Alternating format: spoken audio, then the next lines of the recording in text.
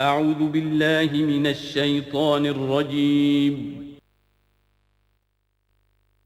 بسم الله الرحمن الرحيم.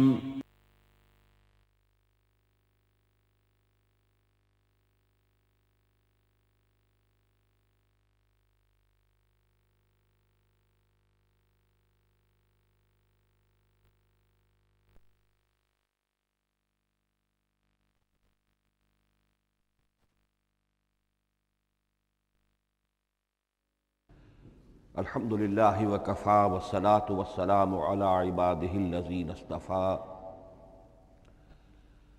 خصوصاً علی افضلہم وخاتم النبیین محمد الامین وعلی معین.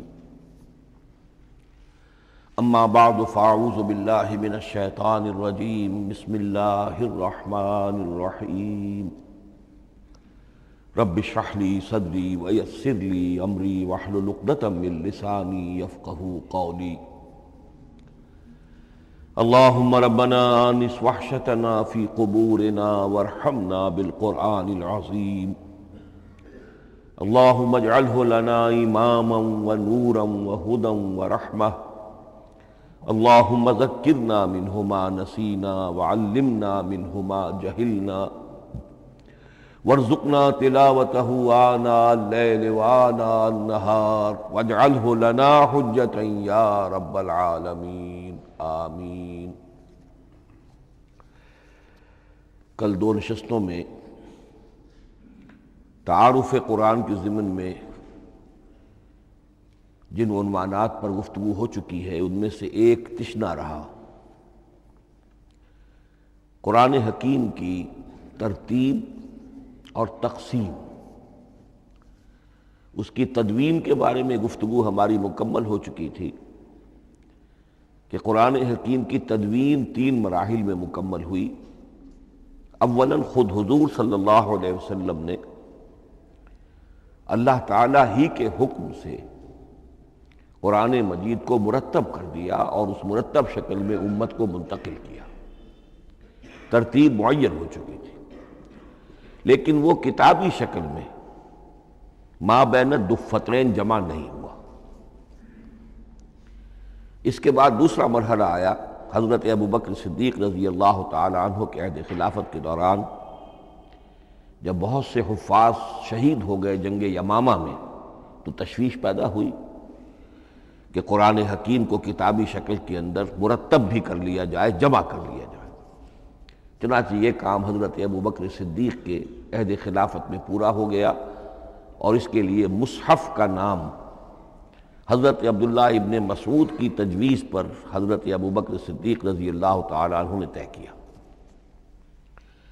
لیکن اس کے چونکہ ابھی پڑھنے کے انداز میں لوگوں کو کافی آزادی دی گئی تھی کہ اپنے اپنے لہجے کے مطابق لوگ پڑھ سکتے ہیں، تو اس سے محسوس ہوا کہ اب اس کے لکھنے کے انداز میں بھی فرق آ رہا ہے.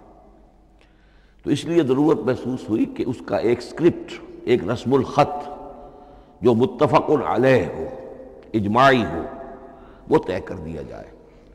چنانچہ یہ تیسرا مرحلہ حضرت عثمان رضی اللہ تعالی عنہ کے عہد خلافت میں طے پایا. اسی لیے اس کو مصحف عثمانی کہتے ہیں، اس لیے کہ وہ رسم الخط اب ہمیشہ ہمیشہ کے لیے طے ہے. اس کے آفیشل نسخے تیار کیے گئے اور بڑے بڑے شہروں میں جو بھی اس وقت اس مسلمان ممالک تھے ایک ایک نسخہ بھیج دیا گیا اور باقی نسخے جو ہیں وہ طرف کر دیے گئے. تو اس طریقے سے گویا کہ ربع صدی کے اندر یہ تینوں مرحلے جو ہیں مکمل ہو گئے ہیں. اور جیسا کہ میں نے عرض کیا، سب تسلیم کرتے ہیں کہ جو قرآن آج ہمارے پاس ہے وہ وہی ہے بعینہ جو محمد الرسول اللہ نے اپنی امت کو دیا تھا. البتہ جہاں تک قرآن کی ترتیب اور تقسیم کا تعلق ہے، بعض باتیں تو میں بیان کر چکا ہوں، ان کا صرف اجمالی اعادہ کروں گا. نمبر 1 یہ کہ قرآن کی جو بیسک یونٹ ہے، بنیادی اکائی، وہ آیت ہے. آیت کو ہم جملہ نہیں کہہ سکتے، آیت کو ورس نہیں کہہ سکتے، مصرع نہیں کہہ سکتے، اس کی اسی اصطلاح کو ہمیں ریٹین کرنا ہوگا. آیتیں چھوٹی بھی ہیں، بڑی بھی ہیں. آیتیں صرف حروف مقطعات پر بھی مشتمل ہیں اور مرکبات ناقصہ پر بھی مشتمل ہیں، پورے جملے کی ایک آیت بھی ہے اور کئی جملوں پر ایک آیت بھی مشتمل ہے۔ یہ تمام امور توقیفی ہیں، یعنی حضور صلی اللہ علیہ وسلم کے بتانے پر موقوف علیہ، ان میں کسی کے اجتہاد کو، کسی منطق، کسی گرامر، کسی نحو، کسی بیان کے کسی اصول کو کوئی دخل نہیں۔ جہاں تک آیتوں کی تعداد کا تعلق ہے وہ مختلف فی ہے، وہ اتفاقی نہیں ہے، اس لیے کہ 6,500 کے لگ بھگ آیات ہیں۔ فرق کیوں ہے؟ ایک بڑا فرق تو اس وجہ سے واقع ہو جاتا ہے کہ تمام سورتوں کے آغاز میں جو آیت بسم اللہ لکھی ہوئی ہے اس کے ضمن میں ایک اختلاف ہے کہ آیا ہر مرتبہ اس آیت کو کاؤنٹ کیا جائے یا نہ کیا جائے۔ صرف ایک سورت ہے سورہ توبہ جس کے شروع میں آیت بسم اللہ نہیں ہے، باقی 113 سورتوں کے آغاز میں بسم اللہ لکھی ہوئی ہے، تو بعض حضرات اس کو سمجھتے ہیں کہ یہ کاؤنٹ نہیں کی جائے گی، بلکہ یہ تو در حقیقت صرف سورتوں کے درمیان فصل اور فرق قائم کرنے کے لیے یہ آیت بسم اللہ لکھ دی گئی ہے۔ تو آپ سمجھیے کہ جو اس پہ اختلاف ہوگا تو 113 کی عدد کا فرق تو اسی سے واقع ہو جائے گا۔ بعض اور مقامات پر بھی آیات کی تعداد میں قدر اختلاف ہے وہ روایات ہی کی بنیاد پر، کسی شخص کو خود یہ حق حاصل نہیں ہے کہ وہ اس میں کوئی فرق کر سکے، تبدیلی کر سکے۔ بہرحال 6,500 کے لگ بھگ آیات ہیں قرآن حکیم کی۔ آیتیں مل جل کر سورتوں کی شکل میں ہیں، ان کی تعداد متفق علیہ ہے 114۔ سورت سور سے بنا ہے، سور کے معنی فصیل ہے، گویا کہ ہر سورت جو ہے وہ اللہ تعالیٰ کے علم، معرفت، حکمت کا ایک شہر ہے۔ سورتوں میں آیات کے باہمی ربط کے حوالے سے اس کے معنی کے اندر اور اس کی حکمتوں کے اندر اضافہ ہوتا ہے، ربط آیات۔ اور جس طریقے سے کہ مختلف موتیوں کو پرو دیا جائے ایک دھاگے میں، اس سے ہار وجود میں آئے، جو ترتیب ہوگی موتیوں کی اس سے ان موتیوں کا حسن دوبالا ہو جائے گا۔ ایسے ہی معاملہ آیات قرآنیہ کا ہے کہ جو ایک سورت کے اندر ہیں اور ہر سورت کا ایک مرکزی مضمون یا عمود ہوتا ہے اور تمام آیتیں اس سے منطلق اور اس سے منسلک ہوتی ہیں۔ ان سورتوں کے بعد جیسا کہ میں نے عرض کیا، دور صحابہ میں ہمیں صرف ایک اصطلاح اور ملتی ہے، حزب اور یا منزل۔ وہ اس سہولت کے لیے کہ اگر ایک ہفتے میں پورا قرآن ختم کرنا ہو، اس کی تلاوت مکمل کرنی ہو تو روزانہ ایک حزب پڑھ لیا جائے۔ یہ چونکہ دور صحابہ میں بھی مذکور ہے، لہذا اس میں ہم دیکھتے ہیں کہ حسن موجود ہے، یعنی یہ کہ نہ تو یہ قباحت ہے کہ سورتوں کو توڑا گیا ہو، بلکہ پوری صورتیں شامل ہیں۔ کوئی مصنوعی مساوات قائم کرنے کی کوشش نہیں ہے، کوئی حزب نسبتاً تھوڑا سا زیادہ بڑا ہے، کچھ تھوڑا سا چھوٹا ہے، لیکن تقریباً مساوی ہے۔ خام خواہ کی کوئی مصنوعی مساوات قائم کرنے کی کوشش نہیں ہے۔ اور اس کے باوجود یہ حسن موجود ہے کہ سورہ فاتحہ کو اگر ہم علیحدہ رکھ دیں کہ وہ پورے قرآن حکیم کے لیے ایک دیباچہ اور مقدمہ ہے، تو پہلے حزب یا پہلی منزل میں 3 سورتیں، دوسرے میں 5، تیسرے میں 7، چوتھے میں 9، پانچویں میں 11، چھٹی میں 13، یہ سیڑھی ہے بالکل۔ اور جو آخری حزب مفصل کہلاتا ہے، اس میں چونکہ آخری پارے میں آپ کو معلوم ہے چھوٹی صورتیں ہیں تو تعداد 65 ہے، وہ بھی جو آخری تعداد ہے 13 اس کا ملٹیپل ہے۔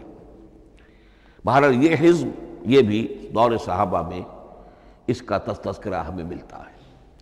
البتہ جو مزید تقسیم کی چیزیں ہمارے ہاں معروف ہیں وہ بات کی چیزیں ہیں۔ رکوعوں میں طویل صورتوں کو تقسیم کیا گیا تاکہ ایک رکعت میں اگر طویل صورت میں سے کوئی آیات پڑھنی ہے تو اس طرح پڑھی جائیں کہ مضمون ٹوٹے نہ۔ یہ حجاج ابن یوسف کے زمانے میں یہ کام ہوا ہے اور بڑے غور و فکر سے ہوا، اور واقعتاً محسوس ہوتا ہے کہ معنوی جو ربط اور تعلق ہے اس کو ملحوظ رکھا گیا ہے۔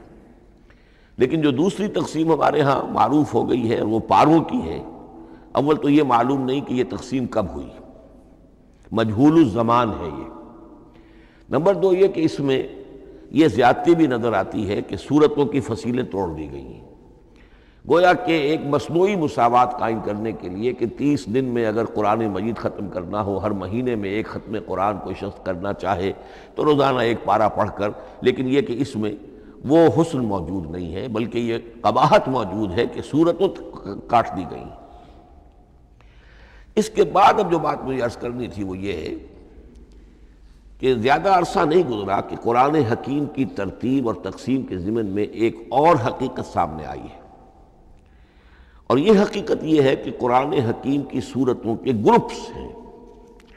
اب یہ چونکہ ایک بالکل ماضی قریب کا معاملہ ہے، اس سے پہلے یہ ذکر موجود نہیں تھا۔ اول تو یہ بات بھی مان لیجئے کہ قرآن مجید میں ترتیب اور نظم، اس کے بارے میں ہمارے اسلاف نے نہ کوئی زیادہ محنت کی اور نہ انہوں نے سمجھا کہ اس میں کوئی خاص ربط ہونا ضروری ہے۔ لیکن یہ کہ عہد حاضر میں مولانا حمید الدین فراہی رحمۃ اللہ علیہ ہندوستان میں ایک ایسے عالم پیدا ہوئے کہ جنہوں نے نظم قرآن کو اپنا خاص موضوع بنایا کہ یہ جو آیات باہم جوڑی گئی ہیں تو آخر کوئی حکمت ہے، صورتوں میں جو ربط قائم کیا گیا ہے یقیناً حکمت پر مبنی ہے، ورنہ سب سے سیدھی ترتیب تو جیسا کہ میں نے کل عرض کیا تھا یہ ہوتی ترتیب نزولی سے قرآن کو مرتب کر دیا جاتا۔ لیکن یہ کہ صورتیں آپ کو معلوم ہے طویل صورتوں میں ایسا بھی ہے کہ وہ ایک وقت میں نازل نہیں ہوئی بلکہ متعدد اوقات میں، اور سورہ بقرہ جو ہے وہ تقریباً 2 سال میں اس کی جو تنزیل ہے وہ مکمل ہوئی۔ تو پھر کل آیتوں کو جوڑنا، کس کو کہاں رکھنا ہے، کس کو کہاں رکھنا ہے، تو یہ حضور صلی اللہ علیہ وسلم نے خود کیا ہے، اللہ تعالیٰ کے حکم سے کیا ہے، تو یہ چیزیں حکمت سے خالی تو نہیں ہو سکتی۔ تو انہوں نے اس کو خاص اپنا موضوع بنایا اور ان کے سامنے بعض حقائق آئے ہیں، وہ حقائق ہیں جو اب میں آپ کے سامنے بیان کر رہا ہوں۔ اس میں ایک اشکال ہو سکتا ہے، اسے میں چاہتا ہوں کہ پہلے رفع کر دوں کہ یہ چیز اگر ہمارے اسلاف کے نظر میں نہیں آئی اور ان کی توجہ ادھر نہیں ہوئی تو یہ تو گویا کہ ایک بڑی مشکوک سی بات ہوگی۔ قرآن مجید کے علم کے ضمن میں گویا کہ متقدمین کے فہم پر ہمیں کچھ طعن کرنا ہوگا، لیکن یہ بات درست نہیں ہے۔ قرآن مجید ایک ایسی کتاب ہے جس کے بارے میں خود حضور نے جو فرمایا لا تنقضی عجائبہ، اس قرآن کے عجائب کبھی ختم نہیں ہوں، ولا یخلق عن کثرت الرد، بار بار کے پڑھنے سے اس پر کوئی پرانا پن، کوئی بوسیدگی طاری نہیں ہوگی، ولا یشبع منہ العلماء، اور کبھی اہل علم اس سے سیری محسوس نہیں کریں گے۔ تو قرآن مجید لا تنقضی عجائبہ، جیسے جیسے دنیا آگے بڑھ رہی ہے، تمدن آگے بڑھ رہا ہے، علم انسانی جو ہے مادی فزیکل سائنسز کا علم آگے بڑھ رہا ہے، قرآنی حقائق اور مبرہن ہو رہے ہیں، اور واضح ہو رہے ہیں، اور نکھر رہے ہیں۔ بہت سی باتیں ہمارے اسلاف کے علم میں نہیں آ سکتی تھی، اس لیے کہ ابھی انسانی معلومات کا دائرہ بہت ہی محدود تھا۔ ذوالقرنین کون تھے؟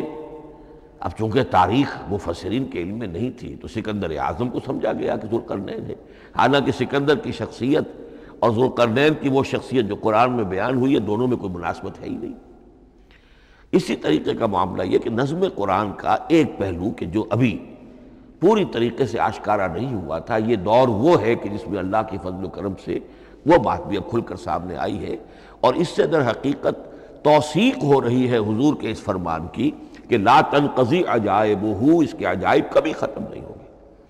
انسان محنت کرے گا، کوشش کرے گا، یہ ہیروں کی ایک ایسی کان ہے جس میں سے اور ہیرے نکلتے چلے جائیں گے۔ اس کے ضمن میں ایک بات تو میں نے آپ سے کل عرض کر دی تھی اور آج پھر بھی کہی ہے، سورتوں میں بھی ایک ربط ہے، آیات جو سورتوں کے اندر جوڑی گئی ہیں، پھر سورتیں اکثر و بیشتر جوڑوں کی شکل میں ہیں۔ اس کے کچھ مثالیں بھی کل میں نے آپ کو دی تھی۔ قرآن مجید کی ایک آیہ مبارکہ ہے وَمِن كُلِّ شَيْءٍ خَلَقْنَا زَوْجَيْنِ لَعَلَّكُمْ تَعْقِلُونَ یا لَعَلَّكُمْ تَذَكَّرُونَ، مجھے پوری طرح یاد نہیں ہے۔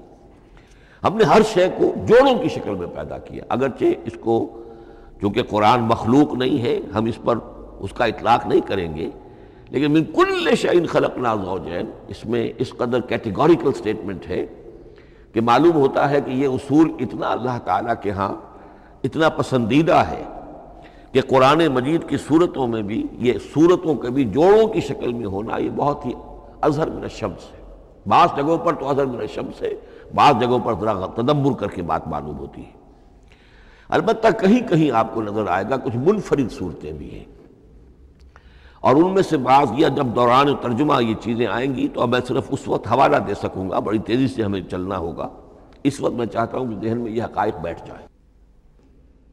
بعض جگہوں پر آپ دیکھیں گے تین تین صورتوں کے گروپ ہیں، ان میں سے دو کے مابین تو نسبت زوجیت کامل ہے، بلکہ یہ سمجھ لیجئے نسبت زوجیت کہتے کس کو ہے؟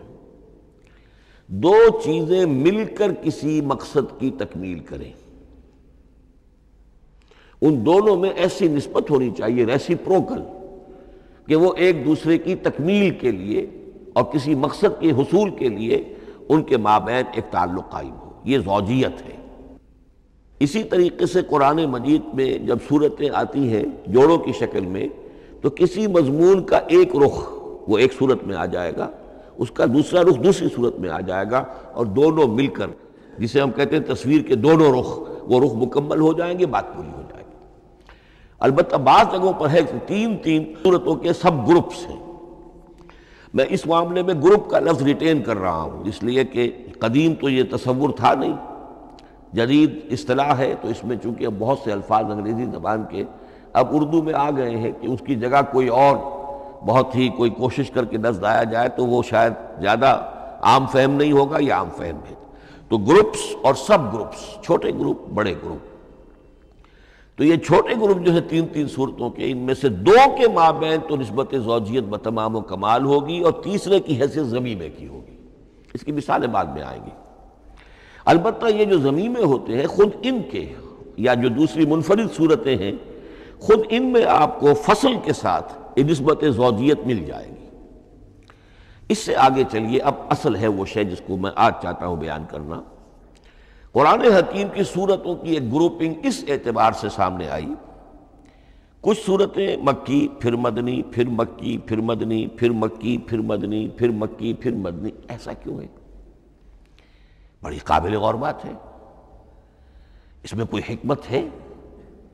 اور عجیب بات یہ سامنے آئی، اس اعتبار سے بھی قرآن کے 7 گروپ بنتے ہیں،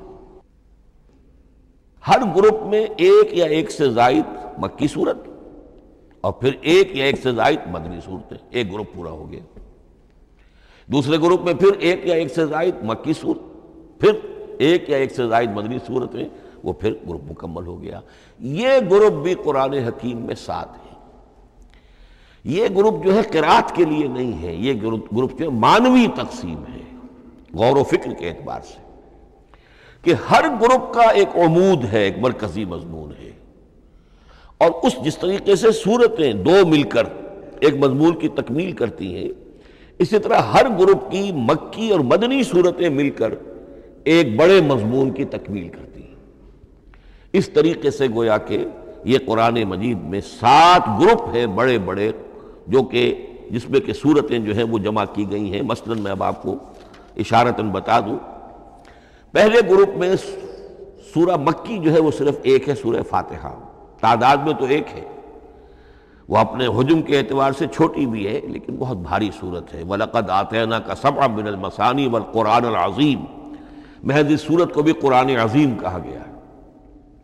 لیکن ایک صورت مکی سورہ فاتحہ، پھر 4 طویل ترین صورتیں مدنی، بقرہ، آل عمران، نساء، مائدہ۔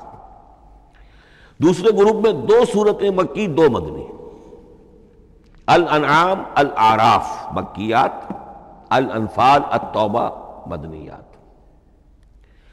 تیسرا گروپ چلتا ہے، 14 صورتیں مسلسل چلی جا رہی ہیں مکی، سورہ یونس سے، سورہ یونس، سورہ ہود، سورہ یوسف، سورہ رعد، سورہ ابراہیم، چلتے جائیے، سورہ حجر، سورہ نحل، سورہ بنی اسرائیل، سورہ کہف، سورہ مریم، سورہ طٰہٰ، سورہ انبیاء، سورہ حج اور سورہ مومنون، 14 صورتیں۔ اب آئی ایک مدنی صورت، سورہ نور۔ یہ تیسرا گروپ مکمل ہو گیا۔ چوتھے گروپ میں بھی یہی بات آپ کو نظر آئے گی۔ الفرقان سے سورہ سجدہ تک 8 صورتیں مکی ہیں، اور پھر ایک صورت آتی ہے سورۃ الاحزاب، وہ مدنی ہے۔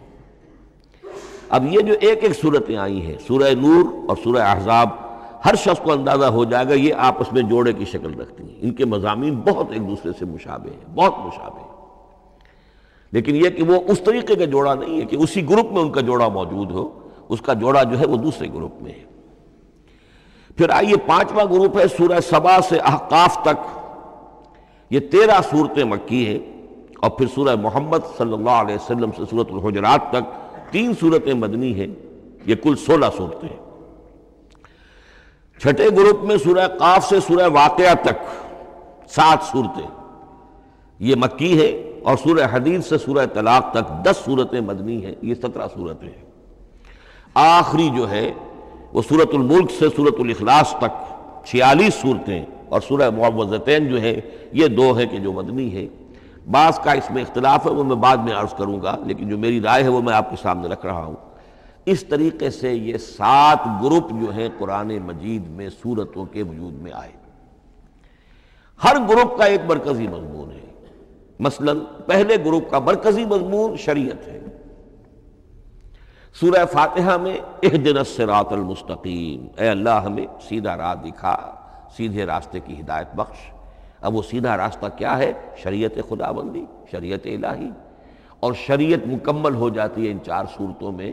شریعت محمدی کا جو بلو پرنٹ ہے، ابتدائی خاکہ جو ہے وہ آپ کو سورہ بقرہ میں ملے گا، اور اس کی جو تکمیلی صورتیں ہیں، تکمیلی احکام ہیں، وہ سورہ مائدہ۔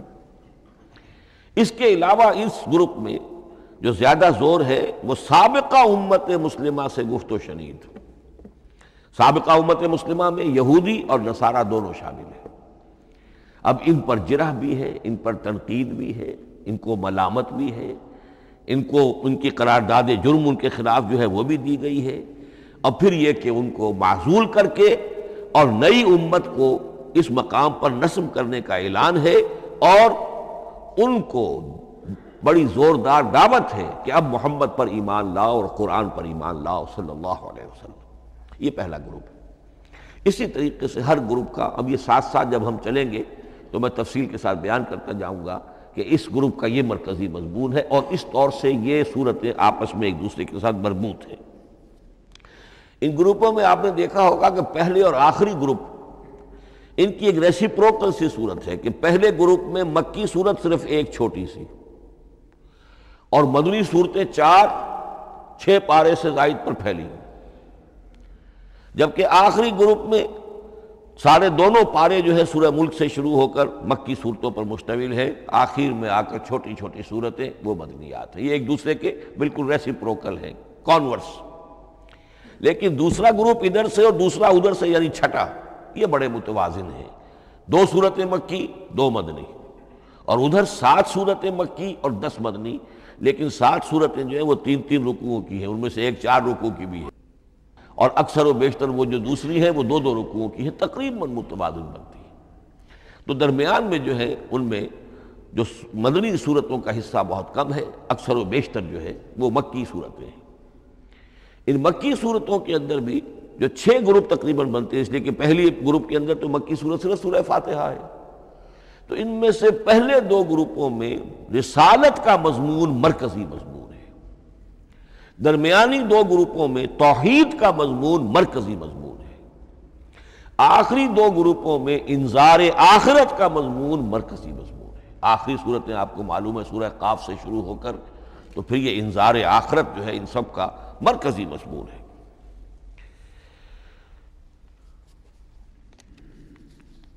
مدنی قرآن جو ہے یہ بھی آپ نوٹ کر لیجئے کہ کل قرآن کا 1/3 ہے تقریباً، اور اس 1/3 کا 2/3 پورا کا پورا پہلے گروپ میں آ گیا ہے۔ سورہ بقرہ، سورہ آل عمران، سورہ نساء، سورہ مائدہ۔ باقی تو پھر جا کے سورہ احزاب، سورہ نساء، پھر 3 چھوٹی صورتیں، پھر آخر میں 2 بہت چھوٹی چھوٹی صورتیں، سورہ انفال اور سورہ توبہ۔ لیکن یہ کہ یہ 2/3 جو ہے مدنی قرآن کا حجم بالکل پہلے ہی اس گروپ کے اندر آ گیا ہے۔ اس کی بھی حکمت ہے، کیوں مدنی صورتوں کو پہلے رکھا گیا؟ میرے علم میں نہیں ہے کہ اس موضوع پر کسی شخص نے گفتگو کی ہو سوائے محمد مارمڈیوک پکتھال کے۔ میرے علم کی حد تک ہو سکتا ہے کہ کسی اور مفسر نے، کسی محقق نے کوئی بات کہی ہو، اس سے بھی زیادہ وزنی کہی ہو، لیکن میرے علم کی حد تک مارمڈیوک پکتھال نے اپنے جو ترجمہ کیا ہے انگریزی میں، اس کے دیباچے میں اس موضوع پر گفتگو کی ہے، بہت ہی عمدہ بات کہی ہے۔ انہوں نے کہا کہ جب یہ قرآن نازل ہو رہا تھا تو اصل اہمیت ایمان کی تھی، پہلے لوگ ایمان لائیں اور پھر جو ایمان لائے ان کو پھر احکام دیے گئے کہ یہ کرو اور یہ نہ کرو، یہ حلال ہے، یہ حرام ہے، یہ فرض ہے، وغیرہ وغیرہ۔ لیکن جب ایک امت وجود میں آ گئی، امت کے وجود میں آنے کے بعد اب نسلاً مسلمان پیدا ہو رہے ہیں، ان کے ہاں اب ضرورت پہلے اسلام کی ہے، چاہے بچہ چھوٹا ہی ہے پہلے اسے احکام سکھائے جائیں گے، بچہ چھوٹا ہی ہے نماز پڑھنی سکھائی جائے گی، بچہ چھوٹا ہی ہے روزہ رکھنا سکھایا جائے گا۔ تو امت کے اس طرح تشکیل پا جانے کے بعد اب اصل اہمیت جو ہے وہ احکام کی ہو گئی ہے، احکام اب مقدم ہے، اور ایمان کا معاملہ جو ہے وہ اس کے بعد مؤخر ہے۔ کوئی شخص بالغ ہوگا، ذہین ہوگا، فطین ہوگا، غور و فکر کی صلاحیت سے اگر اللہ تعالیٰ نے اسے بہرور کیا ہوگا پھر وہ حقیقت ایمان تک رسائی حاصل کرے گا، ورنہ یہ ہے کہ عام ایک مسلمان جو ہے اسے جہاں تک احکام کا تعلق ہے ان پر تو عمل کرنا ہی ہے۔ تو یہ بڑی میں سمجھتا ہوں کہ ذہانت پر مبنی بات ہے کہ جو محمد مارملیوک پکتھال نے کہی ہے، اور مجھے اس سے اتفاق ہے۔ اب آئیے اگلا معاملہ، اگلی بحث، اگلا موضوع، قرآن کا موضوع کیا ہے؟ کیا قرآن فلسفے کی کتاب ہے، سائنس کی کتاب ہے، کیا یہ جیولوجی کی کتاب ہے، فزکس کی کتاب ہے، کس چیز کی کتاب ہے؟ تو پہلی بات یہ سمجھیے، قرآن کا موضوع ہے انسان،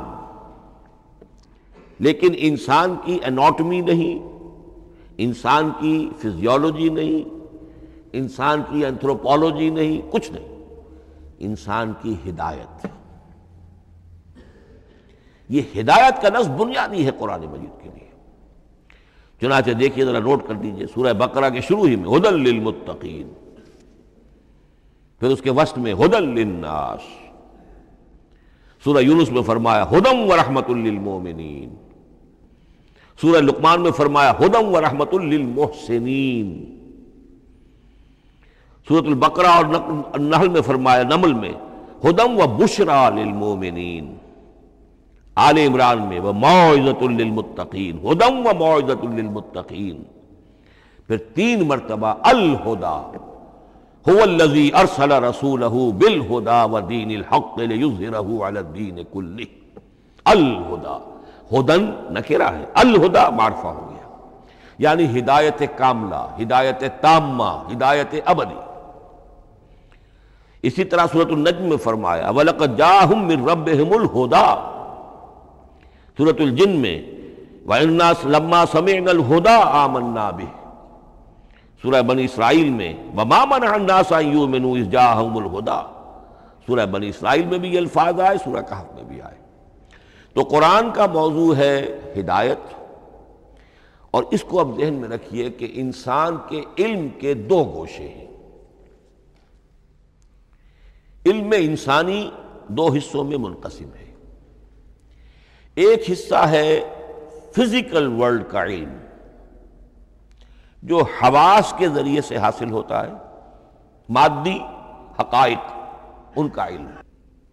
حواس 5 ہمارا دیکھنا، سننا، سونگھنا، چکھنا، چھونا، یہ تمام صلاحیتیں ہیں، ان سے کچھ معلومات حاصل ہوتی ہیں، اور عقل کا یہ کمپیوٹر ان کو پروسیس کرتا ہے، اس سے نتائج نکالتا ہے، نتائج نکال کے سٹور کر لیتا ہے۔ پھر مزید کوئی معلومات حواس کے ذریعے سے حاصل ہوتی ہیں، اب ان کو وہ پھر پروسیس کر کے جو سابق میموری سٹورڈ ہے اس کے ساتھ ریکنسائل کر کے کوئی اور نتیجہ اخذ کرتا ہے۔ اس طرح رفتہ رفتہ رفتہ رفتہ انسان کا یہ علم بڑھتا چلا جا رہا ہے، اور ہم نہیں کہہ سکتے کہ ابھی اور کہاں تک جائے گا۔ آج سے چند 100 سال پہلے بھی انسان تصور نہیں کر سکتا تھا کہ انسانی علم وہاں پہنچ جائے گا جہاں آج پہنچ چکا ہے۔ اس علم کا وحی سے کوئی تعلق نہیں، اس علم کا تعلق ہے علم اسماء سے، جو حضرت آدم میں ودیعت کر دیے گئے تھے بالکل شروع میں۔ سورہ بقرہ کا 4تھا رکوع جو ہے اس کے شروع میں ذکر ہے وَعَلَّمَ آدَمَ الْأَسْمَاءَ كُلَّهَا، اللہ نے آدم کو تمام نام سکھا دیے، اور اس کے آخر میں ذکر ہے جب آدم کو اور حوا کو حکم دیا گیا کہ اب زمین میں جا کر اور وہاں کا چارج سنبھالو، تو فرمایا وَإِمَّا يَأْتِيَنَّكُم مِّنِّي هُدًى فَمَن تَبِعَ هُدَايَ فَلَا خَوْفٌ عَلَيْهِمْ وَلَا هُمْ يَحْزَنُونَ۔ وہ علم ہدایت ہے، یہ دو چیزیں بالکل علیحدہ ہیں۔ علم اسماء در حقیقت یوں سمجھیے کہ جیسے آم کی گٹھلی میں پورا آم کا درخت ہوتا ہے، وہی تو گٹھلی ہے جو آپ زمین میں دباتے ہیں، پھر اگر پانی وہاں پڑتا ہے، زمین میں روئیدگی بھی ہے، وہ گٹھلی پھٹے گی، وہ جو اس میں سے دو پتے نکلیں گے، وہ پتے اوپر بڑھیں گے، درخت بنے گا۔ وہ پورا درخت جو ہے آم کی گٹھلی میں موجود تھا، صرف اسے پورا درخت بننے میں 2 سال 3 سال 4 سال لگیں گے، لیکن درخت موجود تھا، پوٹینشلی بالقوہ پورا درخت آم کی گٹھلی میں موجود تھا۔ ایکچولی بالفعل وہ آم کا درخت جو ہے کئی سال کے اندر وجود میں آیا۔ بعین ہی یہ معاملہ ہے، کل مادی حقائق کا کل علم حضرت آدم علیہ السلام کے وجود میں ودیعت کر دیا گیا پوٹینشلی۔ اب اس کی ایکسفولیشن ہو رہی ہے، وہ بڑھتا جا رہا ہے، برگ و بار لا رہا ہے، اور یہ علم جو ہے اس کا تعلق جیسا کہ میں نے عرض کیا آسمانی ہدایت سے نہیں ہے۔ اب یہ خود رو پودا ہے، بڑھتا چلا جا رہا ہے، اور کہاں تک پہنچے گا؟ علامہ اقبال نے صحیح تعبیر کی ہے، عروج آدم خاکی سے انجم سہمے جاتے ہیں کہ یہ ٹوٹا ہوا تارا مہ کامل نہ بن جائے۔ علامہ کی زندگی میں تو انسان نے چاند پر قدم نہیں رکھا تھا، لیکن یہ کہ اب تو چاند پر قدم رکھ کر انسان آ چکا۔ تو عروج آدم خاکی سے انجم سہمے جاتے ہیں کہ یہ ٹوٹا ہوا تارا مہ کامل نہ بن جائے۔ یہ ہے انسانی علم۔ اس انسانی علم کے ساتھ اگر وہ علم وہی علم ہدایت نہ ہو تو یہ علم جو ہے بجائے خیر کے شر بن جاتا ہے۔ آج وہ شیطانی قوت بن چکا ہے، وہ علم ہلاکت کا سامان بن چکا ہے، تباہی کا ذریعہ بن چکا ہے۔ لیکن اس کے ساتھ دوسری بات ضروری تھی جو کہ وحی کے ذریعے سے آنے والا علم تھا، فَإِمَّا يَأْتِيَنَّكُم مِّنِّي هُدًى فَمَن تَبِعَ هُدَايَ فَلَا خَوْفٌ عَلَيْهِمْ وَلَا هُمْ يَحْزَنُونَ۔ یہ علم الہدایت جو ہے یہ در حقیقت قرآن حکیم میں آ کر مکمل ہو گیا ہے۔ اس کے لیے بھی میں چاہتا ہوں کہ بات آپ سمجھ لیں، اس میں جو ارتقاء ہوا ہے، پہلی کتابیں نازل ہوئیں ان میں بھی ہدن تو تھی، کل بھی میں نے آپ کو آیت سنائی تھی سورہ مائدہ کی، انا انزلنا التوراۃ فیہا ہدی و نور، ہم نے تورات نازل کی تھی، اس میں ہدایت بھی تھی، نور بھی تھا۔ اسی رکوع میں 7واں رکوع ہے وہ سورہ مائدہ کا، انجیل کے بارے میں، فیہ ہدی و نور، اس میں بھی ہدن بھی تھی، ہدایت بھی تھی، نور بھی تھا۔ لیکن یہ ہدایت اور یہ نور درجہ بدرجہ ترقی کر رہا ہے، یہاں تک کہ کامل ہوا ہے، قرآن میں آ کر الہدا بن گیا ہے۔ اب یہ ہدن نہیں، الہدا، کامل ہدایت نامہ۔ اس کی وجہ کیا ہے؟ دیکھیے، ایک بچے کو اگر آپ تعلیم دینا چاہتے ہیں تو اس کی ذہنی سطح کو ملحوظ رکھے بغیر تو نہیں دے سکتے۔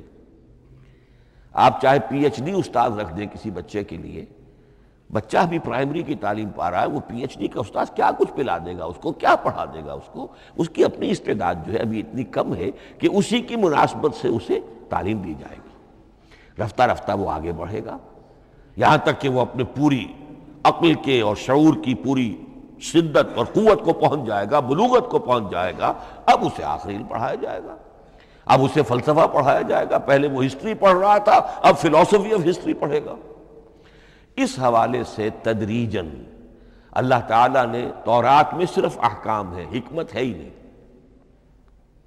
انجیل میں حکمت ہے، احکام ہے ہی نہیں، دونوں مل کر ایک بات کو مکمل کرتی ہیں۔ تورات میں صرف احکام ہے، حکمت ہے ہی نہیں۔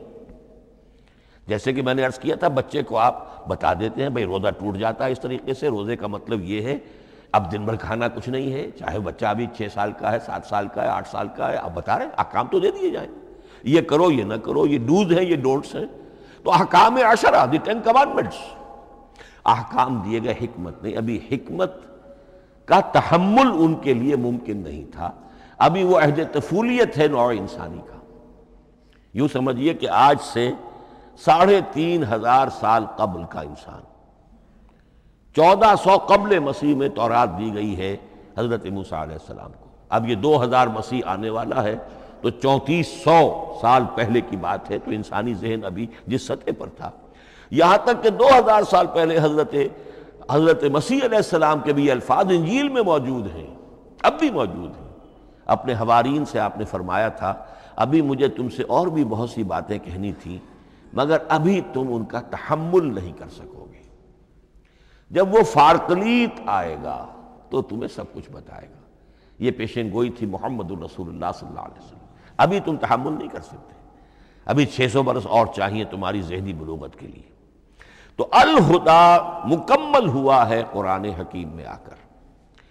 البتہ ایک نقطہ اس میں نوٹ کیجئے، قرآن مجید اگرچہ کتاب ہدایت ہے، سائنس کی کتاب نہیں ہے، لیکن اس میں سائنٹیفک فینومینا کی طرف اشارے موجود ہیں۔ چونکہ قرآن مجید ان تمام جو بھی یہ کائناتی حقائق ہیں، ان سب کو آیات الہیہ قرار دیتا ہے۔ ان فی خلق السماوات والارض واختلاف اللیل والنہار والفلک التی تجری فی البحر بما ینفع الناس وما انزل اللہ من السماء من ماء فاحیا بہ الارض بعد موتها وبث فیہا من کل دابۃ وتصریف الریاح والسحاب المسخر بین السماء والارض لآیات لقوم یعقلون۔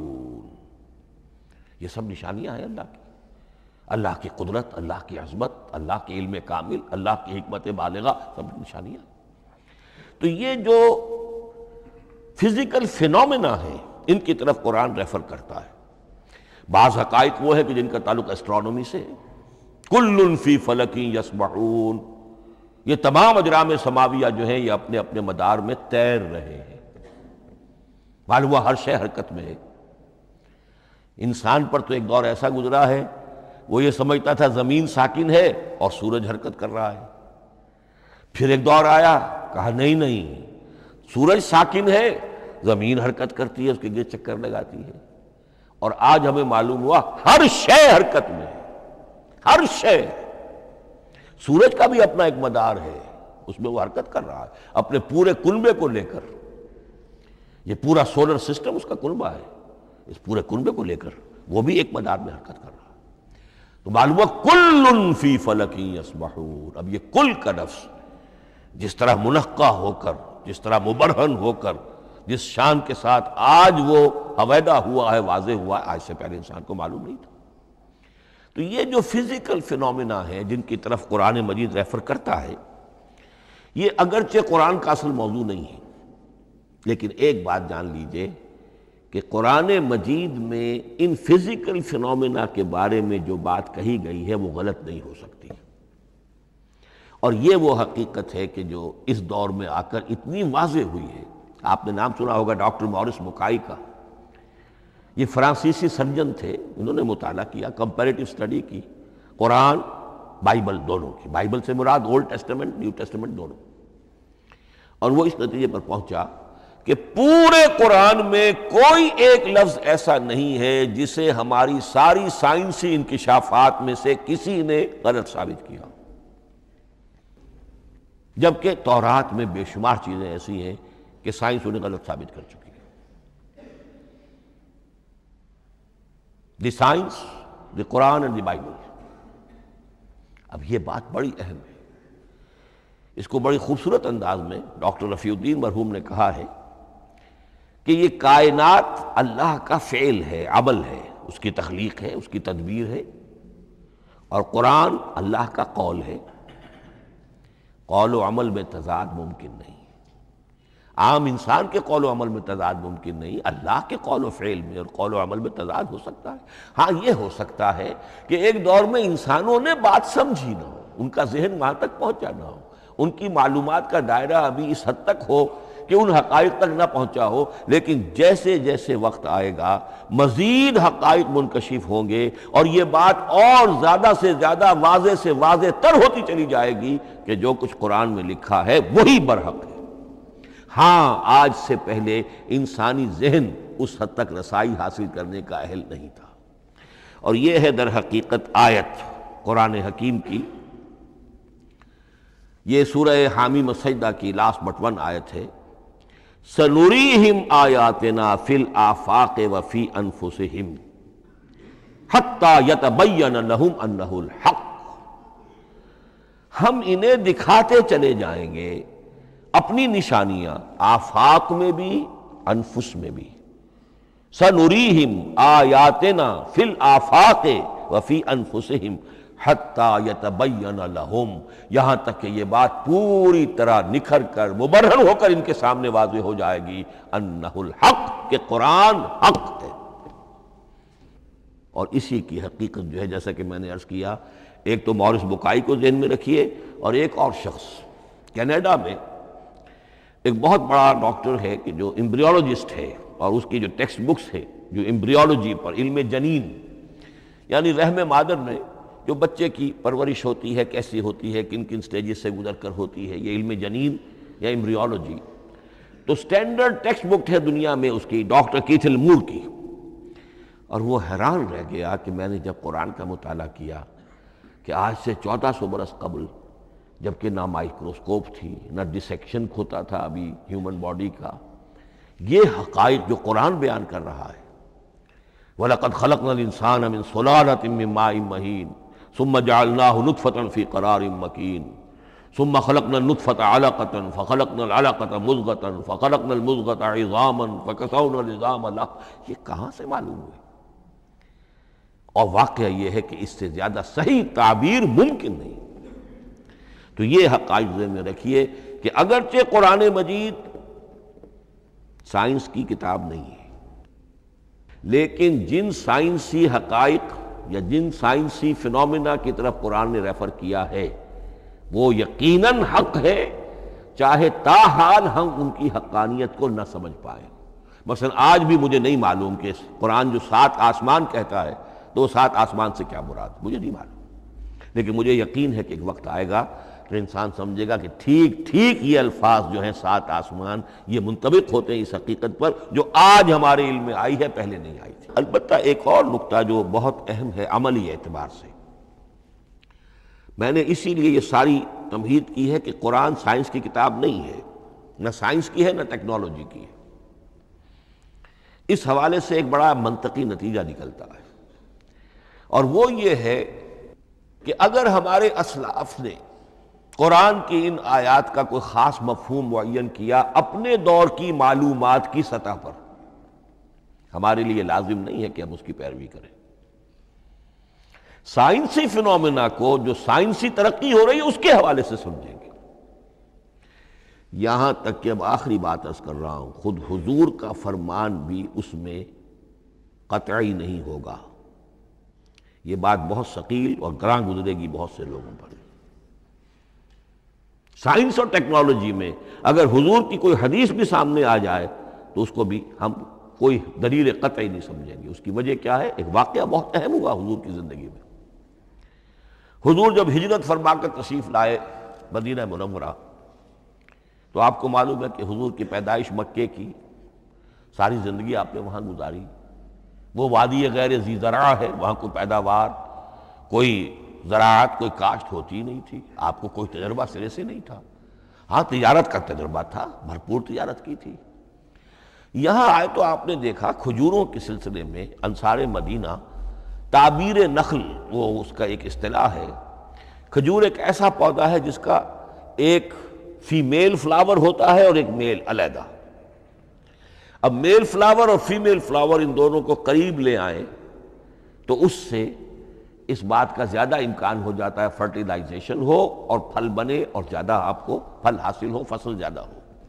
اگر وہ فاصلے پر رہیں گے تو ہو سکتا ہے کہ اس کا امکان کم ہو، تو وہ ان کو قریب جوڑ دیتے تھے۔ حضور نے دیکھا تو آپ نے فرمایا کہ آپ لوگ ایسا نہ کریں تو کیا ہے، یعنی نیچر جو ہے، nature can take care of it self, آخر فطرت ہے، فطرت نے یہ ساری چیزیں بنائی ہیں، آپ ایسا نہ کریں تو کیا ہے۔ صرف یہ کہا آپ نے روکا نہیں، لیکن ظاہر بات ہے صحابہ کرام کے لیے رضوان اللہ تعالی علیہ مجمعین حضور کا اتنا کہنا بھی گویا کہ حکم کے درمیان۔ انہوں نے اس سال وہ کام نہیں کیا، فصل کم ہو گئی۔ اب وہ ڈرتے ڈرتے جھجکتے جھجکتے حضور کی خدمت میں آئے۔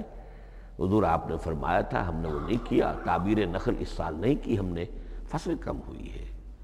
آپ نے فرمایا انتم اعلم بامور دنیاکم، اس کا ایک ایک لفظ یاد کر لیجئے، انتم اعلم بامور دنیاکم، اپنے یہ دنیاوی اور مادی معاملات میں تم زیادہ تجربے کار ہو، تم زیادہ حقائق سے واقف ہو۔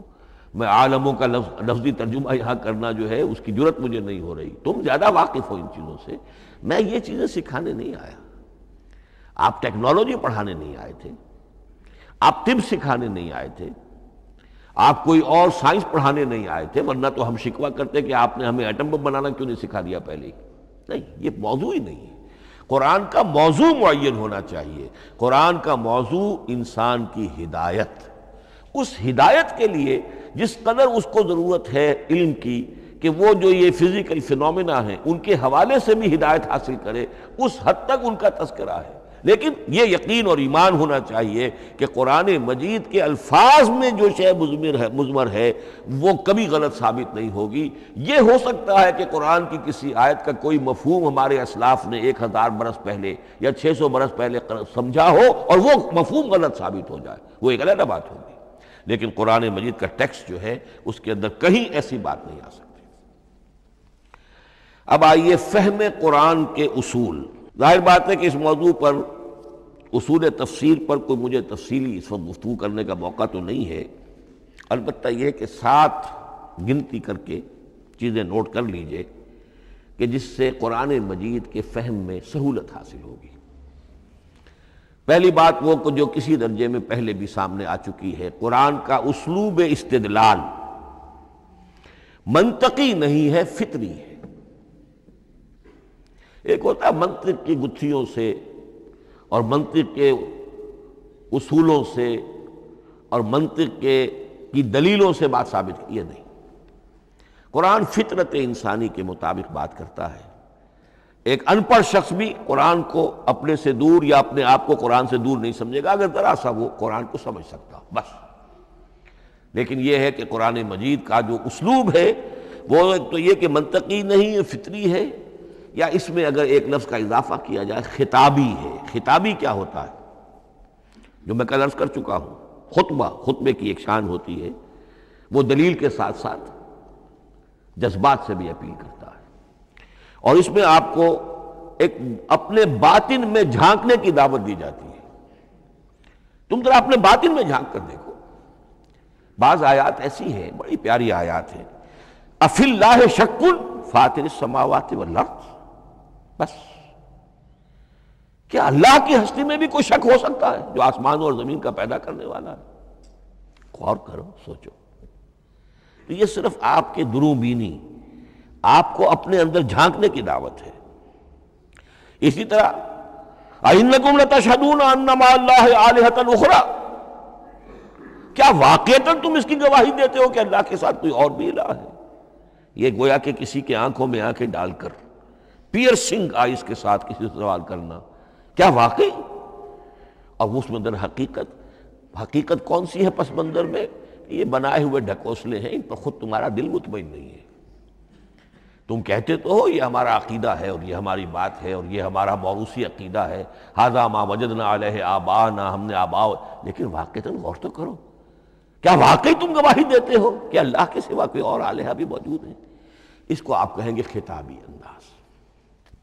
نمبر 2، قرآن حکیم میں 2 طرح کی آیات ہیں، محکمات اور متشابہات۔ یہ سورہ آل عمران کے شروع میں یہ بہت اہم مضمون جو ہے وہ آ گیا ہے۔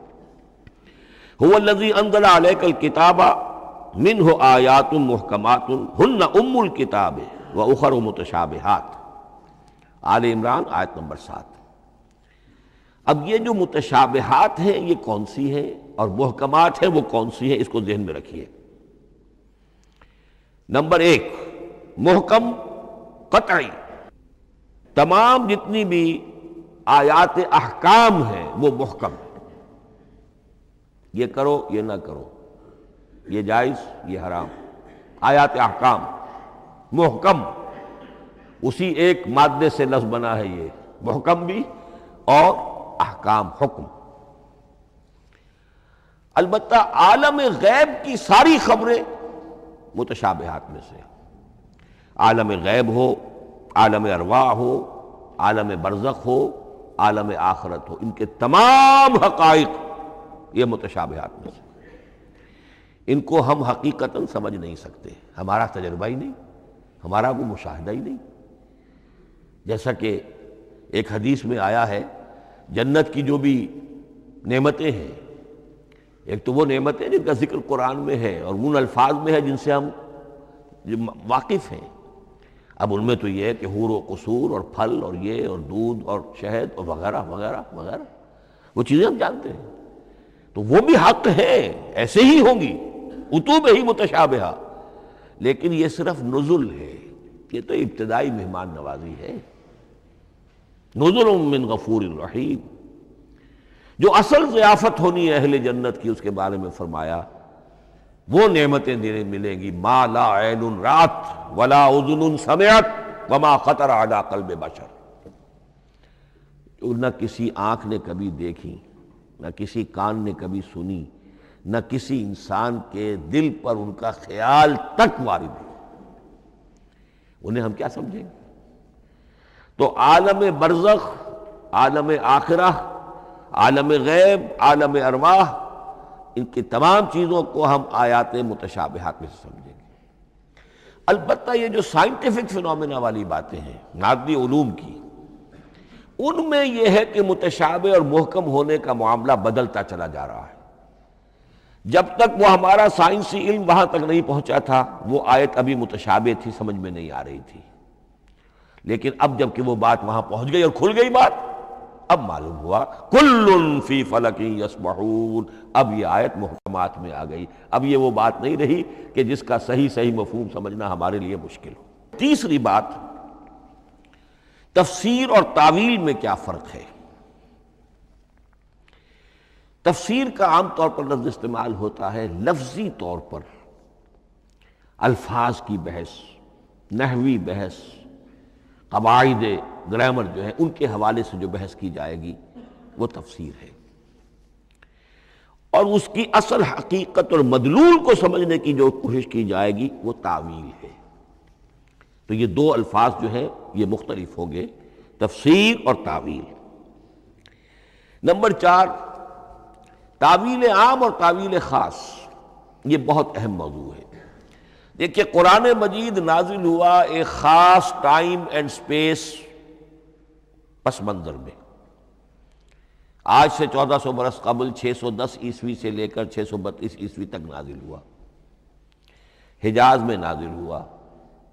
اس کی ایک اولین مخاطب قوم تھی، وہ ان پڑھ قوم تھی، پڑھے لکھے شاذ الشاذ کالمعدوم کے درجے میں تھے، وہاں فلسفے کا سوال نہیں، کوئی منطق کی بات نہیں، کچھ بھی نہیں، اور اولین مخاطب وہی ہیں، اور جو بھی حالات ہیں اس وقت کے ان کے حوالے سے بات کی جا رہی ہے۔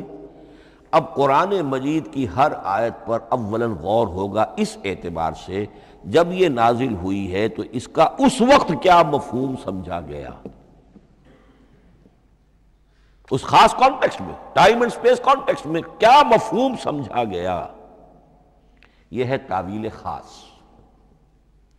لیکن اب دوسری طرف دیکھیے، یہی کتاب ہدایت ہے ابد الآباد تک کے لیے، اسی کتاب کو 20ویں صدی عیسوی کے انسان کے لیے بھی ہدایت نامہ بننا ہے۔ اگر دنیا طویل ہے اور 500 برس تک ہے تو 25ویں صدی عیسوی کے انسان کے لیے بھی ہدایت نامہ یہی کتاب بننی ہے۔ یہ عرب کے امیین کے لیے ہدایت نامہ تھی تو ایران کے فلسفیوں کے لیے بھی تو ہدایت نامہ تھی۔ لہذا ان الفاظ کے اندر یہ قرآن کے اعجاز کا وہ پہلو ہے جو بہت نمایاں ہے، کہ ان الفاظ کے اندر کہ جو ایک خاص کانٹیکسٹ میں نازل ہوئے اور اس وقت ان کا ایک معین مفہوم سمجھا گیا، انہی میں وہ عموم بھی موجود ہے کہ اسی سے ہمیشہ کے لیے ہدایت اخذ کی جا سکتی ہے۔ اس کو ہم کہیں گے تعویل عام، اس کانٹیکس سے ذرا نکال کر اب اس آیت کے الفاظ، اس کا در و بست، اس کا ما سبق، اس کے بعد ما بعد، سیاق و سباق، اس کے حوالے سے بیٹھ کر بات کی جائے۔ تاویل خاص میں شان نزول پیش نظر رہے گا، تاویل عام میں اس آیت کے الفاظ، ان کا در و بست اور آیت کا سیاق و سباق، یہ زیادہ زیر بحث رہے گا۔ تو معلوم ہوا کہ یہ دونوں چیزیں اپنی اپنی جگہ اہم ہیں۔ نہ تو انسان صرف تعبیر خاص تک اپنے آپ کو محدود کر لے، اگر وہ کرے گا تو گویا کہ وہ صرف اس دور کا قرآن پڑھ رہا ہے، آج کا قرآن وہ نہیں پڑھ رہا۔